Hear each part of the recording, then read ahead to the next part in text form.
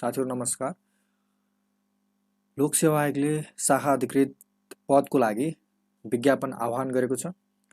राजपत्राङ्कित तृतीय श्रेणी अप्राविधिक तर्फ खुला तथा समावेशी प्रतियोगितात्मक लिखित परीक्षाको विज्ञापनको लागि आज मात्र उक्त विज्ञापन खुलेको छ। त्यसको लागि राजपत्राङ्कित तृतीय श्रेणी न्याय सेवा तर्फ खुलामा टोटल 28 जनाको सिट रहेको छ।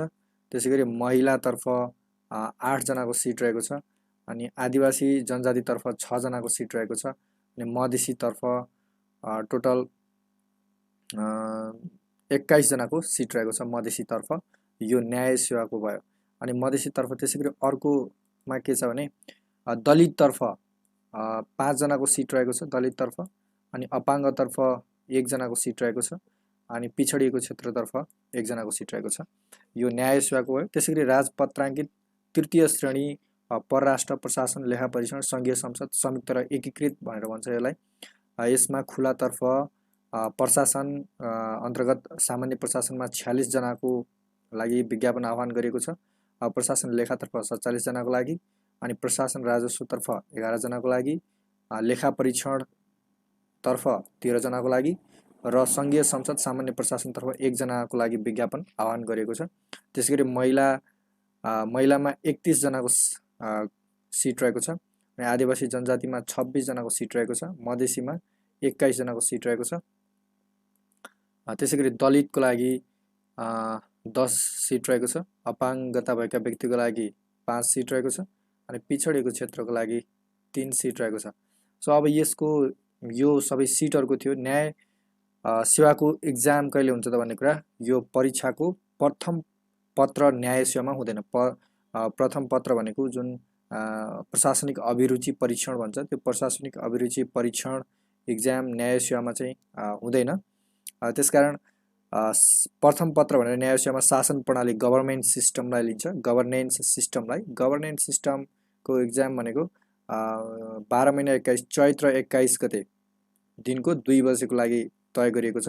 त्यसैगरी द्वितीय पत्र भनेको समसामयिक विषय अर कन्टेम्पोरेरी इस्युज भन्छ, यो चाहिँ चैत्र 22 गते दिनको 2 बजेको लागि तय गरेको छ। त्यसैगरी तृतीय पत्र समसामयिक कानुन तथा अभ्यास त्यही चैत्र 23 गते दिनको 2 बजेको लागि तय गरेको छ।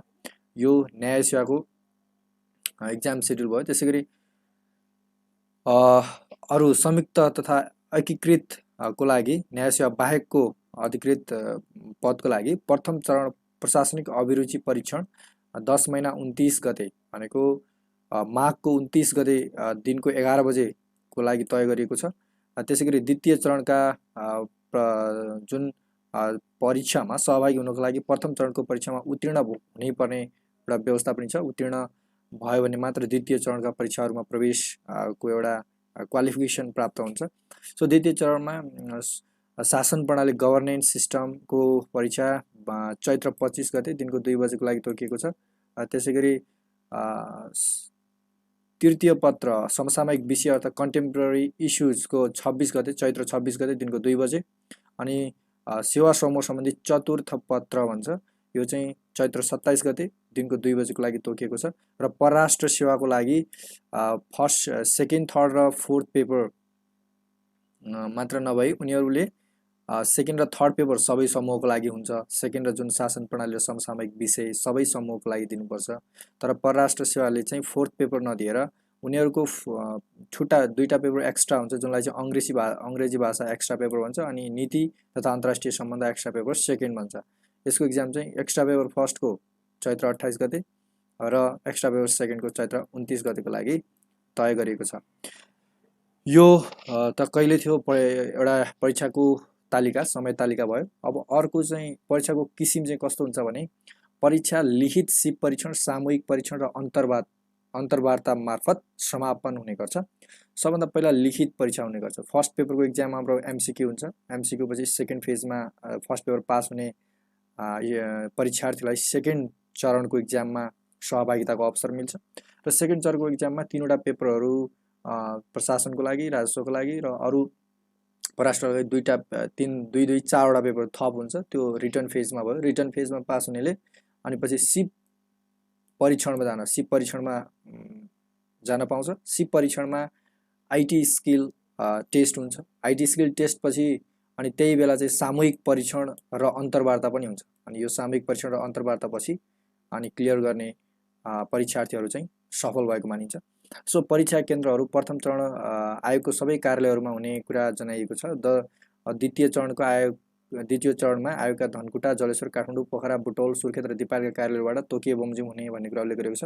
सो दरखास्त दस्तुर कति लाग्ने त? अब दरखास्त दस्तुर भनेको नर्मल्ली प्रत्येक विज्ञापनको लागि 1000 बुझाउनु पर्नेछ र एकै सेवा समूह उपसमूहको पदमा समावेशी तर्फका उम्मेदवारहरूले आवेदन दिँदा थप 400 चाहिँ एक्स्ट्रा बुझाउनु पर्नेछ। भनेको जस्तै कसैले राजस्वमा भर्छ भने राजस्वमा भर्यो भने उसले चाहिँ सपोज प्रशासनमा भर्नेले यदि नर्मल क्यान्डिडेट हो, खुलामा हो भने उसले 1000 रुपियाँ मात्रै बुझाउनु पर्यो।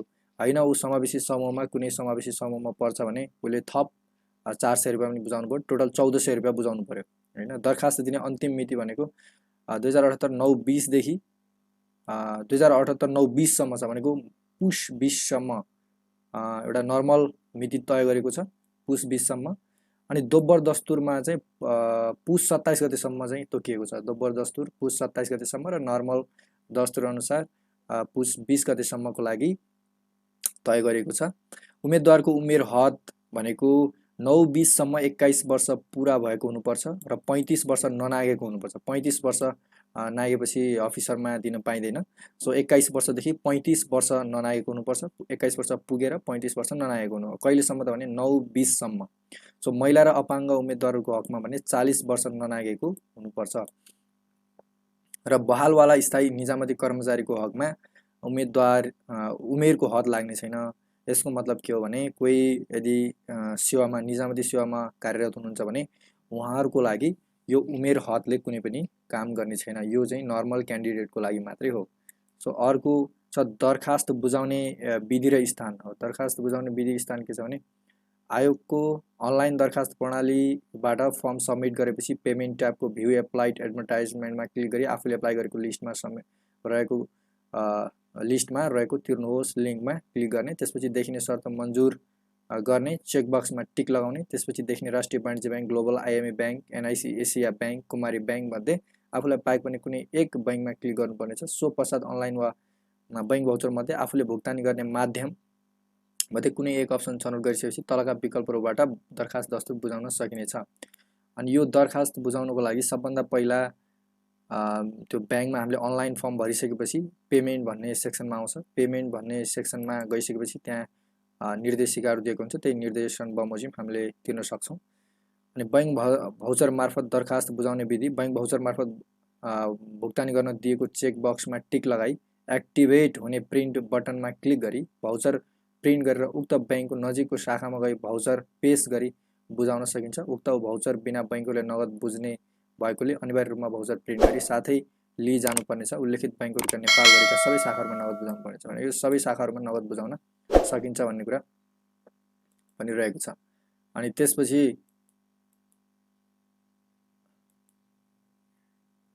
अर्को के छ भने अनलाइन मार्फत दरखास्त दस्तुर पनि बुझाउन सकिन्छ। कनेक्ट आइपिएस प्रणाली मार्फत दरखास्त बुझाउने दस्तुर बुझाउने अवधि अनलाइन माध्यमबाट दरखास्त पेश गरिसकेपछि उम्मेदवारले प्राप्त गरेको मास्टर आइडी र कारोबार सङ्केत नम्बर उल्लेख भएको भाउचर सहित ढिलोमा दोब्बर दस्तुर तिरी दरखास्त दिन पाउने अन्तिम मितिको भोलिपल्ट कार्यालय समयभित्र दस्तुर बुझाउन सकिनेछ। भनेको दोब्बर दस्तुर जहिलेसम्म चाहिँ जस्तै पुस 29 गतेसम्म दोब्बर दस्तुर छ भने त्यो दिनसम्म चाहिँ बुझाउनु पर्यो। यदि 29 गतेको भोलिपल्ट चाहिँ शनिबार परेको छ भने पर्सिपल्ट चाहिँ बुझ्ने भनेर व्यवस्था हुन्छ। सो नेक्स्टमा अपलोड गर्नुपर्ने कागजातहरू के छन् त? अब अपलोड गर्नुपर्ने कागजातहरू उम्मेदवारले शैक्षिक योग्यता, तालिम अनुभव, व्यवसाय अनुमति प्रमाणपत्र, समावेशी समूह खुल्ने कागजात लगायत सम्बन्धित विज्ञापनमा तोकेका कागजात अनलाइन दरखास्त प्रणालीको तोकेको स्थानमा पीडीएफ फर्मेटमा अपलोड गर्नुपर्नेछ।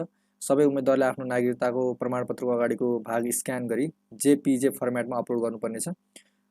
दरखास्त उल्लेख गरेको विवरणका सम्बन्धमा उम्मेदवार स्वयं पूर्ण जवाबदेही हुनुपर्नेछ।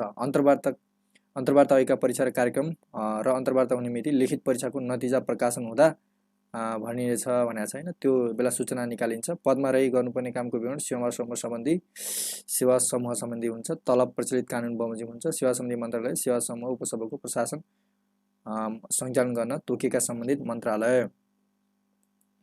सो अब आवश्यक न्यूनतम योग्यताहरू के चाहिन्छ भने निजामती सेवा ऐन 2049 को दफा 10 बमोजिम अयोग्य नहुनुको साथै निजामती सेवा नियमावली 2050 को नियम 15 बमोजिम तोकिएका देहाय बमोजिमका योग्यता हुनुपर्ने भनेको छ। अब नेपाल परराष्ट्र सेवाको लागि नेपाल परराष्ट्र सेवा, नेपाल प्रशासन सेवा, राजस्व समूह, सङ्घीय संसद सेवा, सामान्य प्रशासन समूहको लागि मान्यता प्राप्त शिक्षण संस्था बाट स्नातक तह वा सोसरा उत्तीर्ण भएको हुनुपर्छ। जुनसुकै सब्जेक्टमा उत्तीर्ण भयो भने हुन्छ। स्नातक सब्जेक्ट परराष्ट्र सेवा, नेपाल प्रशासन सेवा, राजस्व समूह र सामान्य प्रशासन समूहको लागि र सङ्घीय संसद सेवाको लागि। तर नेपाल प्रशासन सेवा अन्तर्गतको लेखा समूहको लागि भने मान्यता प्राप्त शिक्षण संस्थाबाट व्यवस्थापन सब्जेक्टमा र वाणिज्य शास्त्र, व्यापार व्यवस्थापनमा तथा स्नातक तह वा अर्थशास्त्र, गणित, तथ्याङ्कशास्त्र र जनप्रशासन मध्ये कुनै एक विषयले मूल विषयले स्नातक तह वा सोसरा उत्तीर्ण गरेको हुनुपर्छ लेखा समूहमा। जस्तै कोही व्यक्ति साइन्स पढेको छ भने उसलाई लेखा समूहमा एप्लाई गर्न पाउँदैन। त्यसैगरी नेपाल न्याय सेवा अन्तर्गत मान्यता प्राप्त शिक्षण संस्थाबाट कानुन विषयमा स्नातक तह उत्तीर्ण गरेको हुनुपर्छ। लेखा परीक्षण समूहको लागि मान्यता प्राप्त शिक्षण संस्थाबाट व्यापार व्यवसाय, वाणिज्य शास्त्र विषयमा स्नातक वा सीए पढेको हुनुपर्छ वा सो सरहको परीक्षा उत्तीर्ण भएको हुनुपर्छ भनेर यो आवश्यक न्यूनतम योग्यता राखिएको छ। त्यसैगरी उम्मेदवारले पेश गर्नुपर्ने थप कागजातहरू अनुभव सम्बन्धमा विशेष निर्देशन, समावेशी समूहतर्फ तथा खुलातर्फका पदहरूमा दरखास्त दिन चाहने उम्मेदवारहरूले दरखास्त दिने समयमा देखाएअनुसारका कागजात तयार गरी दरखास्त दिनुपर्नेछ। लिखित परीक्षाको नतिजाबाट अन्तर्वार्ताको लागि छनौट भएपछि अन्तर्वार्ता दिन आउँदा त्यस्ता कागजातको सक्कलसहित आफूले प्रमाणित गरेको नक्कल समेत साथमा ल्याउनुपर्नेछ। उल्लेखित कागजातहरू दरखास्त दिने समयमा नै उम्मेदवारसँग रहेको नभएमा जुनसुकै समय दरखास्त रद्द हुन सक्नेछ भनेको छ। आदिवासी जनजातिको हकमा नेपाल आदिवासी जनजाति उत्थान राष्ट्रिय प्रतिष्ठान ऐनमा सूचीकृत भएको जातिको हकमा सोही सूचीको आधारमा तर नेपाल आदिवासी जनजाति उत्थान राष्ट्रिय प्रतिष्ठान ऐनमा सूचीकृत भएको जातिभित्र एकभन्दा बढी थरहरू भएमा सम्बन्धित स्थानीय तहको प्रमुखको सिफारिसमा प्रमुख जिल्ला अधिकारीबाट सूचीकृत भएको जातिभित्रको थर भनी प्रमाणित भएको कागजात गराएको कागजात।